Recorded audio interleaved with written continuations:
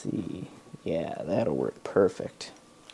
Hey everyone, how you doing? I'm Lazlow the MST Guy, and welcome to the show.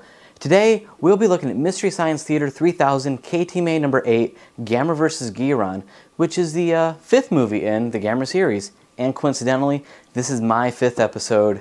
Yay! Yay. Thanks, cameraman. Not only is it my fifth episode, but it is also the last of the Gamera films for the KTMA season. Today's episode starts out with Joel and the bots on the bridge of the Satellite of Love almost pleading with the Mads to stop sending him those darn turtle movies. As it turns out, the Mads are out of Gamera films, and they're trying to decide between Star Wars, 2001, E.T., and Jaws, but at the last second, Dr. Earhart finds Gamera vs. Guiron. Wait! Gamera versus Guiron is perfect! Gamera, quick, put it in the deck. I said deck, put it in the deck. They get movie sign and head into the theater. The movie starts with the narrator explaining the vastness of space when suddenly we're hit with the title screen. Ooh, pretty blue font. As you can see, I'm pretty fond of blue myself. When we get the obligatory scientist explaining all the science-y stuff.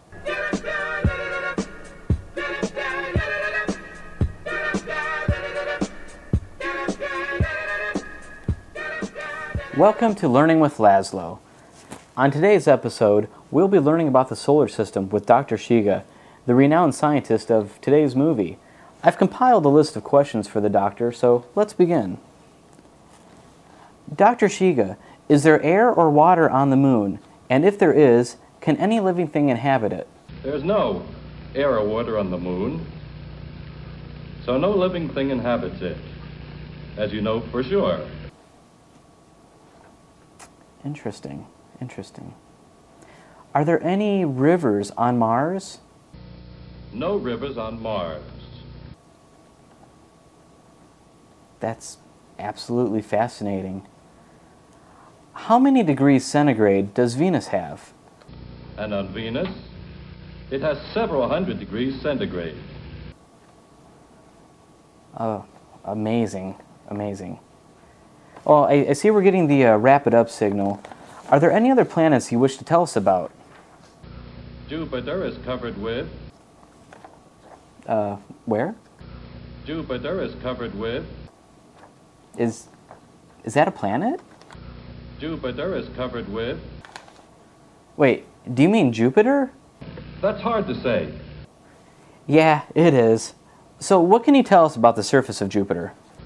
Jupiter is covered with Slim. frozen ammonia. Great, great stuff. Are there any other planets out there that are the same? Slow, isn't Saturn is also the same. he? Spit it out, No man. advanced vertebrates there, of course. After this little science lesson, we're then introduced to Akio, his sister, and Tommy. No, not that Tommy. As they are looking through their telescope when they see a spaceship. Tom, it's a spaceship. What? Huh? The spaceship quickly lands, and the three of them decide to investigate. We were right. It's a spaceship. Right, let's go. Upon getting to the spaceship, the boys decide to go inside, leaving the little sister behind to explain everything. Naturally, the boys accidentally fly off in the spaceship when they are suddenly attacked by meteors. Here. It's meteors. Watch out, it'll hit us. Watch out. Luckily, Gamera comes along and defeats the meteors, but disaster strikes as the spaceship speeds away, and Gamera is unable to save the ship. Little sister heads home to Mom to tell her what's happened, but she's scolded and threatened. Study or you cannot enter a good school. The boys awaken on a strange planet to find Guiron fighting Space Gaos. Wait, Gaos is in this movie? Welcome back to Learning with Lazlow. Kaiju, which is Japanese for strange beast, is often translated into monster here in the States. Now apparently the filmmakers were planning on having a new kaiju for this film, but due to time and budget restraints, they decided to reuse the old Gauss costume, and to add a little flavor, they spray painted it silver and changed its name from Gauss to Space Gaos. I guess it works. Guiron chops and dices Space Gaos with ease while the boys just look on, and we now break for a host segment. I'm not dead yet. Maybe he's a ventriloquist. In this host segment, Crow gets knocked unconscious and dreams that he is the mad scientist sending Dr. Forrester and Dr. Earhart the movies. Wow. Hey, what the? I'm on Earth. This is the control room of those two mad doctors. I wonder what's on the screen. Hi. I'm Dr. Lawrence Earhart. Please help us. We're trapped in space, please. Welcome to the satellite of Loathe. I'm Dr. Clayton Forrester. Once again, we've got another movie for you, and... Oh, my God. Oh, no! Yes, I'm sorry, Lawrence. Once again, we're showing A Planet of the Apes Christmas. Oh. Joel wakes Crow, and we head back into the movie. Why, I don't know. I was having this strange dream, and Dr. Earhart and Dr. Forrester were in the satellite of love, and only it wasn't. It was the satellite of loathe. The kids look around the planet and find two female aliens. They explain to the boys that their planet, Terra, is exactly like Earth, only it's hidden behind the sun, which is why we've never seen it before. Akio, excited to find the perfect planet, has this to say. I looked at my telescope every day, and I thought there'd be a perfect planet without work and wars and traffic accidents, and I've been believing it up to this day. Yeah, I can see traffic accidents, but not really sure how war fits into all of this. Take a look. It will be getting colder from now on. Within 5 hours, it will be bound in by glaciers.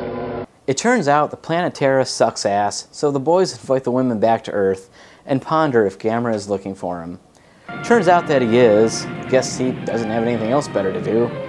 And in a shocking twist, it turns out that the alien girls are actually evil, and they probe the boys' minds for information on Gamera when we break for the next host segment. During this host segment, Joel and the bots discuss the different dreams that each of them have had, and yes, robots do dream. You know, Crow, that's impossible. Robots can't dream. Yes, we do, Joel Hodgson. I consistently dream about being in a tropical South Sea island with naive native girls fanning me. The movie starts back up with the boys chowing down on some donuts that have been laced with sleeping powder. Within a few seconds, the boys are asleep and Akio is in the chair getting his hair cut. The aliens are planning on taking out his brain when they're interrupted. Man. Well, you gotta shave them. Hey, isn't that the brake light from a 57 Chevy? Gamera has tracked down the kids to the alien planet when the aliens release Guiron to fight Gamera. Naturally, Gamera loses, and the aliens think that he's dead when they discover that Gamera has damaged their ship, so they leave the kids to go fix it. The kids escape, but are captured almost immediately. Imprisoned again, Tommy takes out his toy gun and shoots the switch that controls Guiron. I missed it. That's too bad. With a massive leap, he destroys the alien ship. One of the alien girls gets hurt, so the other alien girl kills her when we break for the next host segment.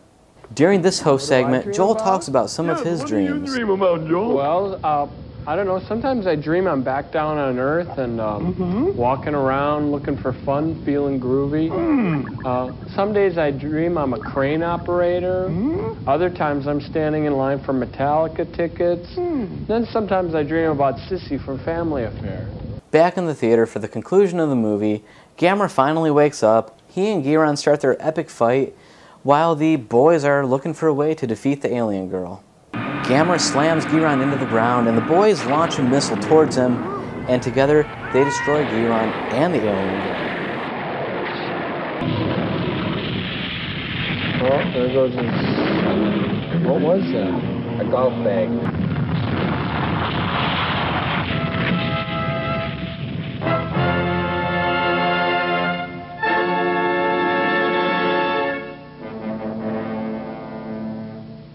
Gamera breath welds the ship back together, and the boys head back to Earth. Akio delivers the final theme of the movie.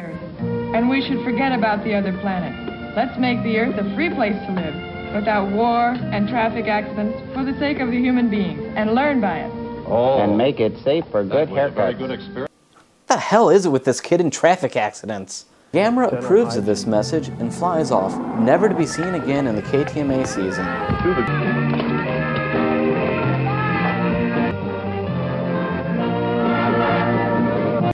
This final host segment has Joel, Gypsy, and Crow singing a little song about the satellite of love. Oh, oh, oh, satellite of love. Oh, oh, oh, satellite of love. Oh, oh, oh, oh, satellite of love. Satellite of love. Ow, I feel good. Ow. Like you Suck it to me.